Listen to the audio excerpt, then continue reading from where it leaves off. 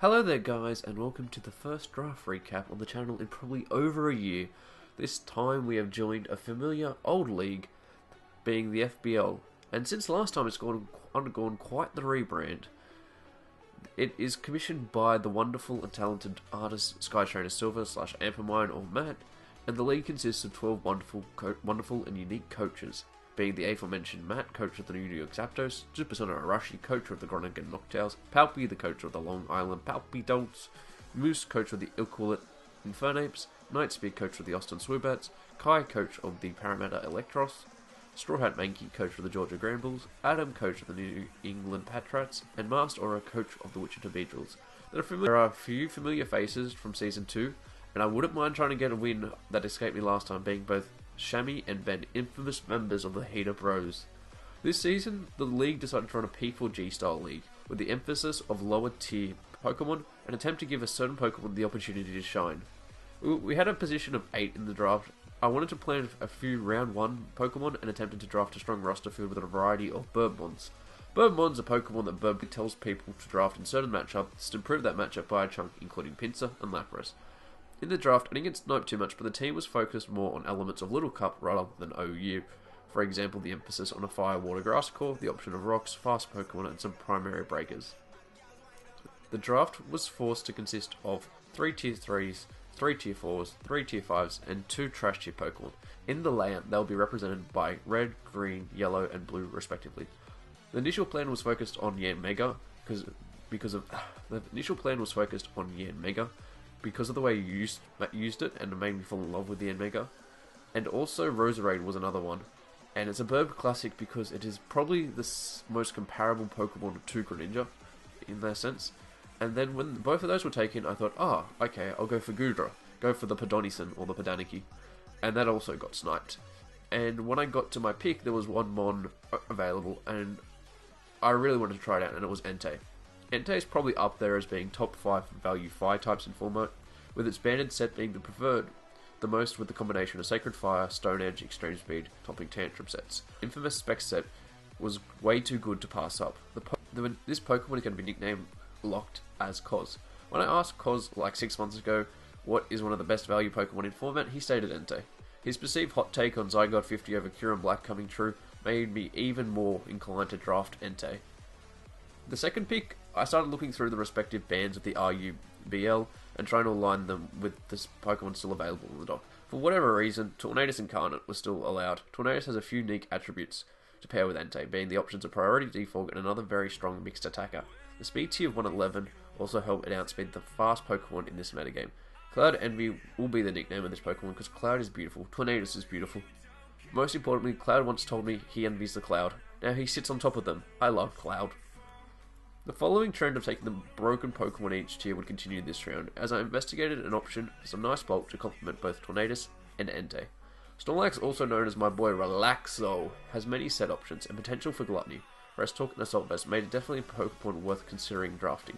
There wasn't too much else to really say about Snorlax. It's a Pokemon that's used so often that I don't think it's really worth my time trying to explain what else it was really meant to do. The main issue coming into round 4 was the team lacked momentum and needed another defog user. Sivali in tier 4 was definitely a reach, meaning I could probably grab it in the later rounds, but with the essential endless combinations and base 95 stats all around with defog and parting shot, it nailed the unique need of the team. The option of parting shot allows Entei to come in on favourable Pokemon home matchups before getting a huge hit off. Sivali is named Pedonison because just like the Pedonison fan server, my opponent will be wondering, who is Pedonison? And what does he look like? Is he a man like the rest of us?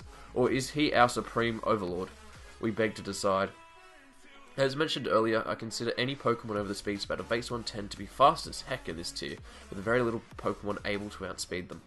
Therefore, the initiative beloved ACAT or Alolan Persian was definitely a worthwhile addition, with the other capability providing a Dark type, which is essential for any draft to not be swept by a mono psychic attacking Pokemon, such as Cresselia and also Renewglas. Although Sivali also fulfills this role, I did not want to rely on this Pokemon as a resist when ACAT was chilling there, passionately adored as Squire. They say in ancient Egypt, cats were worshipped. Instead, in modern times, I worship Squires of drunken adventures. Who knows where Squire will end up next? Maybe winning the NBA off-season. After realizing I'd probably try hard in my draft way too much at the top, I decided that it was time for some Burbmons. There was no one I'd rather start on than my boy Lapras, aka Blitz. Reliable mode of transporting Pokemon games, reliable mocker, the names go hand in hand. Lapras will also be sporting the Z Crystal, as many people who know me are aware there are some pretty dumb Lapras calcs, but I can't reveal all of them. A water immunity, the option for Freeze Dry, priority in Sapphire Shard, and Dragon Dance makes Lapras a true Burbmon. I think one of the calcs is something like, for example, T-Bolt from Lapras, two-shot Skarmory, or something like that, Z-T-Bolt, which is pretty funny to me. Me and my boy Iron Flash Gaming discuss a bunch of random lower tier Pokemon, and he is one of many previous Go-Goat users, including players like Halu, Magic, and Aki, which I decided that if it works for the goats, maybe it'll work for good old Burb Boy. Go-Goat has some really nice niches, and for whatever reason, I wanted my Fire Water Grass Core to be immune by their opposing counterparts. Shame I was let down learning Entei got Inner Focus, not Flash Fire. What's next? I don't get double boost from Fangs with Sheer Force? Go-Goat has the option of physical and special options, and it is also a bit of a bulky pivot in the way that I can switch it into some hits and then pivot into another one, and I really like those sort of Pokemon. It has some really nice options in recovery on both special and physical side, being Horn Leech and Giga Drain. And I think it's a very unique Pokemon that I'm really excited to use in this lower tier format. The purest Burbmon is something that only true Burb fans will know about, since he has an obsession with 3 things in life. This nickname for this Pokemon ties it in nicely: my addiction for Tom Z, memes, and most importantly Pinsir. Pinsir is arguably one of the most slept on Pokemon in format and forms a very nice Burbmon logic core with Lapras. Tom Z will be tracking down the opposing Pokemon, putting them in his mandibles and taking them to the retirement home. God bless Tom Z, a national treasure. It is also my only rocker on the team, which is more than enough. And it also is a Mold Breaker user, which I think is really good in this tier because certain Pokemon will have to rely upon their ability to set up different things. So for example, sturdy Pokemon cannot have that effect, and I think my boy Pinsir, aka Tom Z, he's going to stop those rocks. Burb, stop drafting Burbmons. You draft this Pokemon every draft. Yes, and I will continue to draft Slurpuff as my second form of hazard, being Sticky Web. The unburdened aspect is very nice, and the combination of Belly Drum and Drain Punch can be very nice as well. The option of a Cleric, Wincon, and Bullshit Artist is why I love Slurpuff. This Pokemon is original name, a great friend of mine, and very good at maths. Maybe he can make sure that my Citrus Berry activates each week.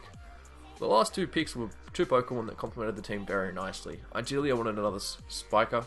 As the default game was happening, the rock option in Pinsir was clutch. There's only 2 hazards left, being both Toxic Spikes and regular Spikes. And anyone who knows Burb knows that we need all forms of hazards. And a Pokemon that I've been using a lot more recently is, because of Mystic, has been Garbodor. Garbodor is a very nice offensive spiker, but more importantly, Garbodor represents the worst thing in this world: cardinal sins. The better you are at Pokemon is very dependent on how sexually frustrated you are. Having sex with your partner before a big battle is just a dumb strategy. What are you, some form of normie? And the aftermath of cardinal sins just leaves people to leave group chats. And I'm sick of it. And that's why I need it on my team. I don't want my Pokemon leaving the group chat. Don't want them leaving the battle after they KO this silly, ugly looking trash thing. Gosh, worst designs ever. At least they didn't look at a Pokeball and put googly eyes on it.